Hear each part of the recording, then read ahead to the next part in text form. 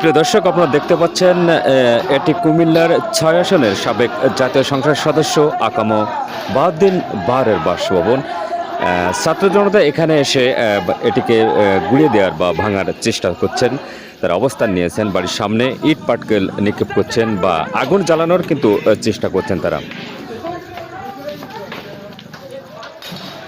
আপনারা জানেন ২০১৪ সালে ৫ই জানুয়ারি তিনি ১০ম জাতীয় সংসদ নির্বাচনে কুমিল্লা ৬ আসন থেকে জাতীয় সংসদ সদস্য নির্বাচিত হন।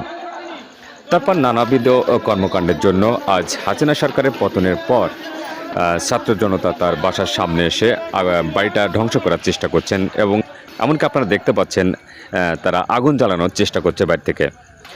আর আগুন অলরেডি দু এক জায়গায় তারা জ্বালিয়ে দিয়েছে এবং গেটটা খোলার চেষ্টা করছে। ভিতরে যে এসিগুলো রয়েছে, এসিগুলোতে তারা অলরেডি আগুন ধরিয়ে দিয়েছে, ভিতরে আগুন জ্বলছে আর গেটটা খোলার জন্য চেষ্টা করছেন। আর আপনারা জানেন ধানমন্ডি ৩২ নম্বরের রোডে শেখ মুজিবুর রহমানের বাসভবনও কিন্তু গুঁড়িয়ে দেওয়া হয়েছে। সারা দেশে ছাত্র জনতার যে বিপ্লব চলছে তার অংশ হিসাবে আজ কুমিল্লা ৬ আসনের সংসদ সদস্য আকামো বাহাউদ্দিন বাহার যার বাসভবন পোড়ানো হচ্ছে। অলরেডি এসিগুলো জ্বলছে, এসিগুলোতে আগুন দেওয়া হয়েছে।